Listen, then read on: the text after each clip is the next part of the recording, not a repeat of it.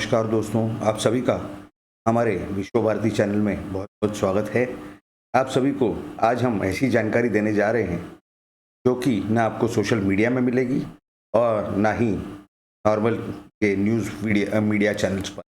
आपको हम पूरी जानकारी देंगे किस तरीके से महाराष्ट्र में राजनीति की जा रही है, के अंदर की कहानी भी देंगे। सबसे पहले हम आपको ये बताएंगे जो पर्दे पर दिखा, उसमें से आपने काफ़ी कुछ देखा होगा और काफ़ी कुछ समझा भी होगा। आज महाराष्ट्र विधानसभा की जो प्रोसीडिंग यानी जो क्रियाएं जो लाइव दिखाई जा रही थी टीवी पर, वो सभी को समझ में आई होगी, ऐसी बात नहीं है, लेकिन काफ़ी लोगों को ज़रूर समझ में आई होगी जो इस राजनीति से वाकिफ़ है या इस राजनीति को अच्छे से जानते हैं और समझते हैं। आपको हम बता दें कि सुबह जब विषय शुरुआत हुई विधानसभा में, तो पहले तो पॉइंट ऑफ प्रोसीजर यानी पॉइंट ऑफ जो उनका प्रोसीजर होता है, पॉइंट ऑफ ऑर्डर, इस तरीके से विधानसभा का कामकाज चलना चाहिए, उस विषय पर काफ़ी सारी बहस छिड़ गई। वो सब होते होते उसमें सबसे अहम रोल रहा महाराष्ट्र के विधानसभा में विरोधी पक्ष नेता देवेंद्र फडणवीस का, और उनके साथ साथ वहाँ के बहुत ही सीनियर नेता हैं भारतीय जनता पार्टी के सुधीर भाऊ मुनगंटीवार। और सुधीर भाऊ मुनगंटीवार का भी बहुत अच्छा काम रहा, बहुत अच्छा रोल रहा। और ये सब जो विषय जिस तरीके से चले, तो उसमें काफ़ी सारी बहस हुई। और सबसे पहले जो एक मुद्दा उठाया गया कि एमपीएससी के जो एक विद्यार्थी रहे, जो 2 साल से प्रतीक्षा में थे कि सरकार उनके लिए कुछ करेगी क्योंकि वो सिलेक्ट हो चुके थे, पास हो चुके थे वगैरह जो भी, लेकिन उस विद्यार्थी ने आत्महत्या कर दी, वो पुणे के स्वप्निल लोणकर। उस विषय पर सुधीर मुनगंटीवार जी ने एक प्रस्ताव रखा कि सरकार जो है उसके परिवारजनों के लिए तुरंत 50 लाख का एक रिलीफ जाहिर करे, डिक्लेयर करे, जो कि सरकार ने तुरंत नहीं किया। उसका कुछ जवाब वहाँ के उप मुख्यमंत्री अजीत पवार ने दिया। बहरहाल ये सब के चलते विषय जो आज का विधेयक की बात थी, जो महत्व के विधेयक उसमें था ओबीसी यानी अदर बैकवर्ड कास्ट का जो विधेयक पेश करना था। और ऐसा लगता है कि शायद वहाँ की सरकार किसी विषय पर बिना चर्चा किए विधेयक पास करने के मूड में थी शायद, लेकिन ये शायद एक विधेयक के बारे में था या बाकी और 2-3 जो विधेयक लाने वाले थे उस विषय में भी शायद ऐसा ही उनका स्टैंड रहा होगा या उनकी प्लानिंग रही होगी। ये सबके चलते जब ओबीसी का विधेयक की बात आई, उस समय वहाँ के पूर्व उप मुख्यमंत्री छगन भुजबल, उन्होंने ये प्रस्ताव रखने की प्रक्रिया शुरू की। लेकिन आपको बता दें कि उन्होंने प्रस्ताव रखने से पहले पार्श्वभूमि को समझाना चालू किया, जिसमें उन्होंने एक ऑनरेबल सुप्रीम कोर्ट यानी माननीय सर्वोच्च न्यायालय के ऑर्डर को कोट किया। उसका कुछ भाग उन्होंने पढ़ के सुनाया, जिस पर वहाँ पे विरोधी पक्ष नेता भारतीय जनता पार्टी के देवेंद्र फडणवीस, उन्होंने वहाँ पर कहा कि ये सिलेक्टिव रीडिंग कर रहे हैं उस ऑर्डर की। यानी सिलेक्टिव रीडिंग का मतलब ये है कि वो जितना भाग उनके फेवर में जाता है वो चयन करके और वो पढ़ रहे हैं, ताकि वो एक ग्राउंड बता रहे हैं। लेकिन असलियत जो थी, यानी जो भाग छगन भुजबल जी ने पढ़ा, के पहले का जो भाग है वो देवेंद्र फडणवीस ने वहाँ पर पढ़कर सुनाया कि सुप्रीम कोर्ट का सबसे पहले ये कहना था कि जो इम्पेरिकल डेटा यानी इम्पेरिकल इंक्वायरी करनी थी, वो थी बैकवर्ड कास्ट के कमीशन ने, ओबीसी के कमीशन ने, और वो 1.5 साल से नहीं की गई है। और छगन भुजबल जो पढ़ रहे थे वो ये था कि केंद्र सरकार से डेटा लेना है। कौन सा डेटा लेना है, तो वो उसके बारे में विस्तृत जानकारी नहीं दे रहे थे। वो कह रहे थे कि ये काम जो है, ये डेटा देने का काम केंद्र सरकार का है, जबकि ऑर्डर में स्पष्ट रूप से लिखा हुआ था ये जवाबदारी राज्य सरकार की थी और राज्य सरकार इसके बारे में निर्देश दे चुकी है, ये भी देवेंद्र फडणवीस जी ने वहां पर बताया। लेकिन ये जो pushing the ball in others court, यानी दूसरे के खाते में, दूसरे के भाग में जवाबदारी डाल देना, ये जिस तरीके का गलत काम चल रहा था, इस विषय में देवेंद्र फडणवीस बहुत ही सही बात जो है वो बता रहे थे कि इस तरह से करके नहीं चलेगा। जो हकीकत है वो पूरी विधानसभा के माध्यम से जनता तक पहुंचनी चाहिए, लेकिन जनता को गुमराह करने का काम ये सरकार कर रही है। इस तरह से वो जो पूरी हकीकत है वो जनता के सामने इन माध्यमों के द्वारा पहुंच रही थी कि जो भी विधानसभा में चल रहा था वो लाइव कई टीवी चैनलों पर दिखाया जा रहा था। तो कई लोगों को मराठी नहीं समझ में आती, क्योंकि पूरा ये जो कामकाज है ये मराठी में चलता है, तो इस वजह से हम ये वीडियो हिंदी में बना रहे हैं। लेकिन सिर्फ इतना ही मुद्दा नहीं था, ये तो सिर्फ पर्दे के सामने की बातें हैं कि उसमें बहस हो रही थी और फिर काउंटर आर्गूमेंट हो रहे थे, यानी बहस के विरोध में बहस हो रही थी। ये सबके चलते वहाँ पर बहुत ही तनातनी चली और वो सबके अंदर जो वहाँ के, आप तो जानते होंगे कि वहाँ महाराष्ट्र विधानसभा में कोई स्पीकर की नियुक्ति हुई नहीं है। कांग्रेस चाहती थी वो पद उनके लिए जो है, उनके अंडरस्टैंडिंग के हिसाब से सत्ताधारी पार्टियों के वो पद उनके लिए रिजर्व है और वो चाहती थी कि चुनाव हो जाए, लेकिन उस चुनाव का कोई नोटिफिकेशन नहीं निकला। तो जो एक्टिंग स्पीकर है वो नॉर्मल स्पीकर का ऑफिस इस्तेमाल कर सकते हैं, दालान उनका जो भी है वहाँ की व्यवस्था के हिसाब से। तो वहाँ पर के चेंबर में जाकर भारतीय जनता पार्टी के विधायक गए थे और वहाँ भी इस विषय पर चर्चा करने के लिए, और वहाँ भी कुछ बहस छिड़ गई, जिसमें कि आप अगर देखेंगे कि वहाँ जो राष्ट्रीयवादी पार्टी है, एनसीपी, नेशनलिस्ट कांग्रेस पार्टी, उनके जो नियुक्त डिप्टी स्पीकर थे, उन्होंने तो चार्ज किसी वहाँ के शिवसेना के विधायक भास्कर जाधव को चार्ज देकर किसी काम से जाने वाले थे और शायद चले गए थे।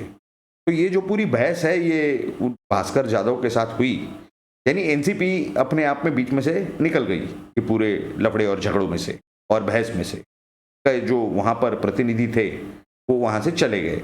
अब जो चार्ज था वो शिवसेना के एक विधायक के पास था, तो उनके चेंबर में भी बहस हुई और फिर वहाँ पर जो पोडियम है हाउस में, वहाँ पर भी उनकी कुछ बहस हुई और किसी विधायक ने वहाँ पर उनका माइक हटाने की या निकालने की कोशिश की और उनके ऊपर कुछ और भी इल्ज़ाम लगाया गया भारतीय जनता पार्टी के विधायकों के ऊपर कि उन्होंने वहाँ पर राजदंड वहाँ से लेके भागने की कोशिश की। अब आपको बता दें कि स्पीकर को हाथ लगाना, ये जो पार्लियामेंट्री सिस्टम है इसके अंदर उसमें कोई ऑफेंस नहीं माना जाता है, लेकिन जो राजदंड को लेकर हाथ लगाना या उसे लेकर भागना, यानी उनकी जो मेमोरियल वो वांट होती है, तो उस विषय में। लेकिन अगर आप वहाँ के जो लाइव टेलीकास्ट हुए, जो ब्रॉडकास्ट हुआ था, उसमें अगर आप देखेंगे तो वहाँ पर कहीं राजदंड न दिखाई दे रहा है, ना उसे लेके जाने की कोई कोशिश की कोई ऐसी रिकॉर्डिंग दिखाई दे रही है या कोई इस तरह का कोई चित्र नहीं देखा गया। खैर, वहाँ पर एक और ये भारतीय जनता पार्टी के विधायकों के ऊपर इल्ज़ाम लगाया गया कि उन्होंने वहाँ पर गाली गलौज की है। अब इस गाली गलौज की वहाँ पर रिकॉर्डिंग होनी चाहिए। तो ये सब के चलते, और एक बात, ये जो एक्टिंग स्पीकर के चेंबर में जो भारतीय जनता पार्टी के लोग गए थे, विधायक गए थे, तो वहाँ पर ऐसा मालूम होता है, वहाँ के सूत्रों से जो मालूमात या जानकारी मिल रही है, या वहाँ से जो भी ये सोशल मीडिया पर जो रिकॉर्डिंग घूम रही है, ऐसा मालूम होता है कि 5 या 6 विधायक के करीब करीब गए थे। वो शायद 7 भी हो सकते हैं। लेकिन जिस तरीके से के बाद एक प्रस्ताव लाया गया, शिवसेना के विधायक हैं अनिल परब, जो कि वहाँ पर ट्रांसपोर्ट मिनिस्टर भी हैं, तो उन्होंने ये लाया कि ये 12 विधायकों के खिलाफ भारतीय जनता पार्टी के कार्रवाई की जाए, जिसके ऊपर जो एक्टिंग स्पीकर थे वहाँ पर उन्होंने भास्कर जाधव, जिन्होंने एक आदेश पास कर वहाँ ये पास करवाया सबके सहमति से, यानी कि वन साइड रूलिंग पार्टी के लोगों ने सिर्फ वॉइस वोट यानी आवाज़ के वोट के साथ कि 12 लोगों को विधानसभा से 12 महीनों के लिए यानी 1 साल के लिए सस्पेंड किया जाता है। अभी आप ये सोचेंगे कि जब अगर वहाँ विधायक जो कि एक्टिंग स्पीकर के चेंबर में गए थे वो थे 5 या 6 या 7, तो ये 12 कहाँ से आए? और फिर ये 1 साल यानी 12 महीनों का सस्पेंशन। अब ये 12 का लफड़ा क्या है? अभी आपको हम समझाते हैं कि 12 का ये जो मिस्ट्री है, ये जो सस्पेंस बना हुआ है, कि आपको पर्दे के पीछे की हम आपको ज़रूर जानकारी देंगे। लेकिन उस समय लोगों का और काफ़ी सारे राजनीतिज्ञों का, पॉलिटिकल एक्सपर्ट्स का और काफ़ी सारे विशेषज्ञों का ये कहना था कि अगर ये गलत है तो इस विषय में राज्यपाल के पास जाना चाहिए। जिस हिसाब से, उसी हिसाब से 5:45 बजे शाम को तो ये जो 12 विधायक हैं, ये वहाँ के राज्यपाल से मिलने गए थे और उन्होंने अपना निवेदन लिखित स्वरूप में यानी एक रिप्रेजेंटेशन राज्यपाल के पास दिया हुआ है कि वहाँ के जो सीसीटीवी फुटेजेस या जो भी एक्शन लेना है वो सब इन्वेस्टिगेट करके उसके लिए, और उन्होंने न्याय मांगा है। बहरहाल उनके लिए दूसरा भी रास्ता या मार्ग खुला हुआ है, जो कि वहाँ के उच्च न्यायालय जाने का यानी हाई कोर्ट, और हाई कोर्ट में भी जो जजमेंट है वो उनके फेवर में आने की पूरी संभावना है। दूसरी बात, ये सब जो पर्दे के सामने हुआ, ये सब काफ़ी लोगों ने टीवी के न्यूज़ एपिसोड्स में देखा होगा, न्यूज़ चैनल्स पर देखा होगा।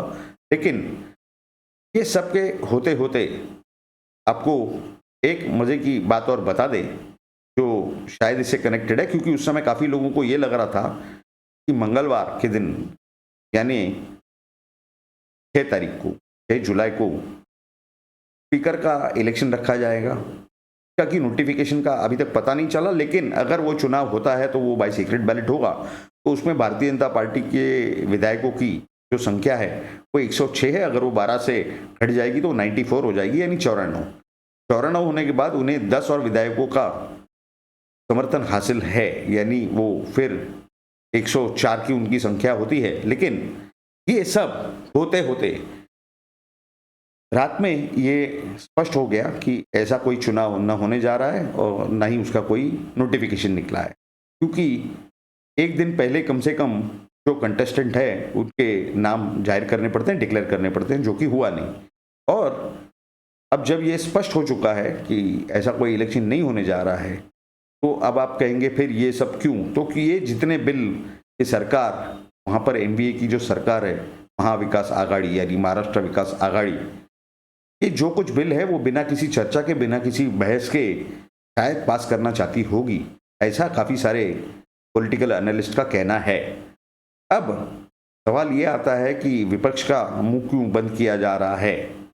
ये बात सही है कि देवेंद्र फडणवीस जी ने एक दिन पहले ही कहा था कि वहाँ पर किसी भी प्रोविजन में हमें बात करने के लिए, या लोगों के हज़ारों चीज़ें हैं, 100 ऐसे मुद्दे होंगे कम से कम, या 100 से ज़्यादा, क्योंकि विधानसभा में चर्चा के लिए उपस्थित करने जरूरी हो सकते हैं। और वो उपस्थित करने के लिए जितने सारे प्रोविजंस हैं, ये जो पार्लियामेंट्री रूल्स हैं या लेजिस्लेटिव रूल्स हैं, उसमें वो सब का प्रोविजन यानी प्रावधान का इस्तेमाल करना बंद करा दिया गया।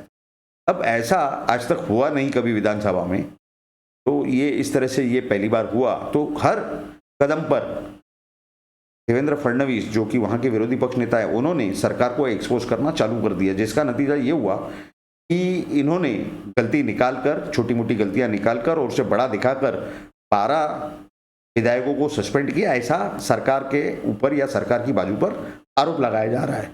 अब ये सब के चलते आप अगर देखेंगे कि कुछ महीनों से एक विषय चल रहा था कि 12 एमएलसी यानी लेजिस्लेटिव काउंसिल के लिए सजेशन, नॉमिनेशंस, ये राज्यपाल के पास भेजे गए थे। महामहिम राज्यपाल के पास ये विचाराधीन है, उनकी जो प्रक्रिया है उस तरह से वो उनके प्रोसीजर से वो सब काम चल रहा है, और उन एमएलसीज की संख्या भी 12 थी।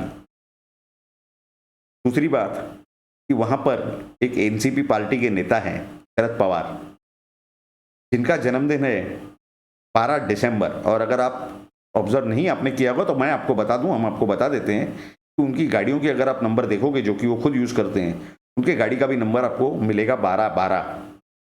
तो ये 12 का जो आंकड़ा है, ये एनसीपी के लिए या शरद पवार के लिए लकी माना जाता है। तो इनके जब 12 विधायक जब अटक गए, उन्हें वो नहीं मिला अभी तक गवर्नर से, राज्यपाल जी से पास नहीं किया गया, उन्हें अभी तक विधायक के तौर पे नियुक्त नहीं किया गया, एमएलसी करके उनको राज्यपाल ने नॉमिनेट नहीं किया है। तो हो सकता है कि 5 या 6 विधायकों ने थोड़ी बहुत गड़बड़ की हो, लेकिन अगर आपने वहाँ पर एक मुंबई के विलेपार्ला के एक एमएलए हैं, पराग अडवाणी, वो कंपैरेटिवली काफ़ी यंग है, मतलब वो भारतीय जनता युवा मोर्चा वगैरह में 90s में पदाधिकारी हुआ करते थे वहाँ पर। तो उनका एक बयान आया कि मैं तो वहाँ था ही नहीं, ये लोग सीसीटीवी फुटेज चेक कर सकते हैं और मेरा नाम तो ज़बरदस्ती ये लिस्ट को बढ़ाने के लिए मेरा नाम उसमें घुसाया गया है, इनको लिस्ट बनानी थी। तो कहने का मतलब ये है, इन्हें वो 12 के आंकड़े तक ये यादी लानी थी, ये लिस्ट लानी थी, ताकि ये सौदेबाजी कर सके राज्यपाल से कि देखिए, आप केंद्र की सरकार के अंडर काम करते हो, केंद्र में सरकार भारतीय जनता पार्टी की है, तो आपके वरिष्ठों के जो पार्टी है उसके हमने 12 विधायक सस्पेंड कर दिए हैं, हमारे भी 12 विधायक आपने अटका के रखे हैं।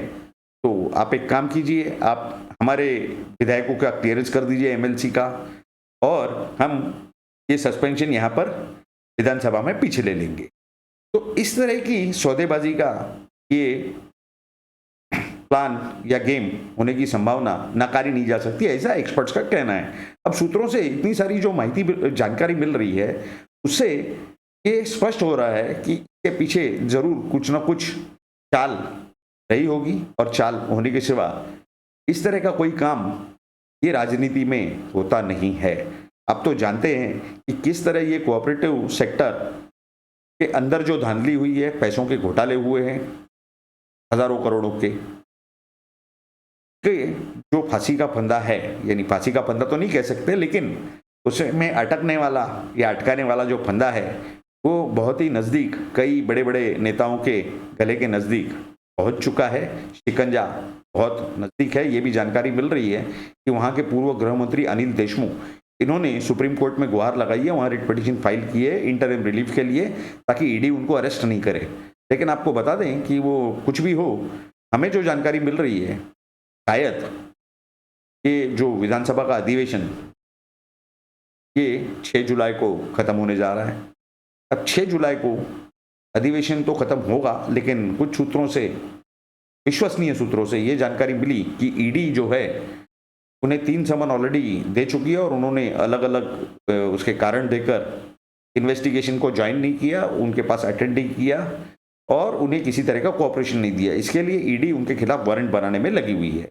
अब ऐसी संभावना कई सूत्रों से बताई जा रही है, आ रही है जानकारी, और उनके कई एक्सपर्ट्स द्वारा ये संभावना बताई जा रही है कि ये 6 जुलाई को जैसे ही ये विधानसभा का जो वहाँ का सत्र है, वो सेशन जब खत्म होगा, शायद उसके बाद तुरंत या उसके एक दिन बाद, यानी अर्ली मॉर्निंग, हो सकता है कि उन पर वो वारंट सर्व किया जाए। वारंट एग्जीक्यूट करने का मतलब सीधा सीधा है कि उनकी अरेस्ट।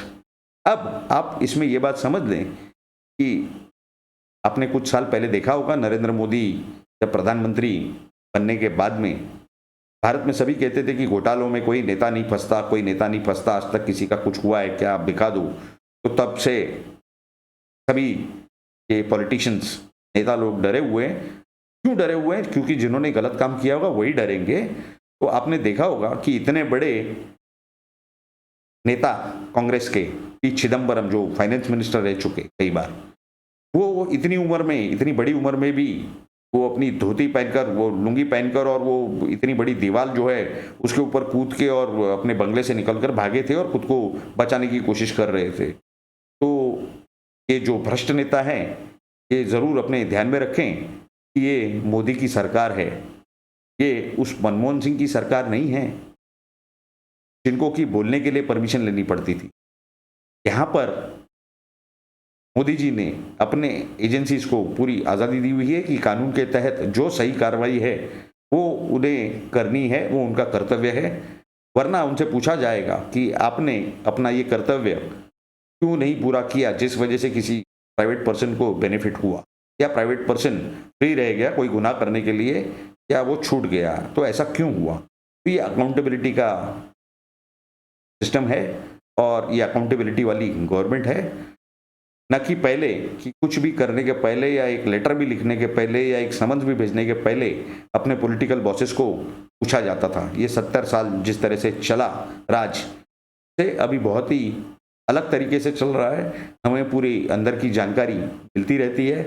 और आपको एक और ख़ास बात बता दें कि ये जो महाराष्ट्र की पॉलिटिक्स है, इसमें आने वाले 15 से 20 दिनों में आपको काफ़ी सारे मेजर फेरबदल देखने मिलेंगे।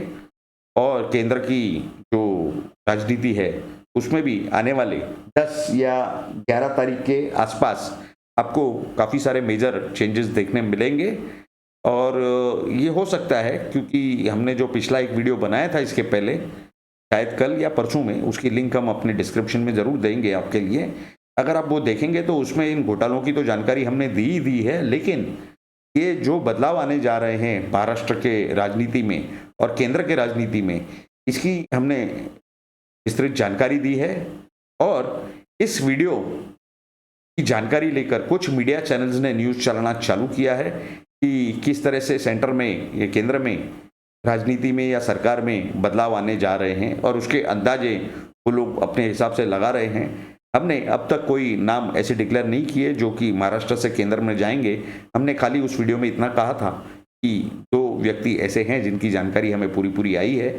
और हम आपको ये भी बता देते हैं कि आने वाले कुछ ही दिनों में हम इसकी पूरी जानकारी आपके सामने ज़रूर एक वीडियो के रूप से लाएंगे और आपको पूरी विस्तृत जानकारी देंगे।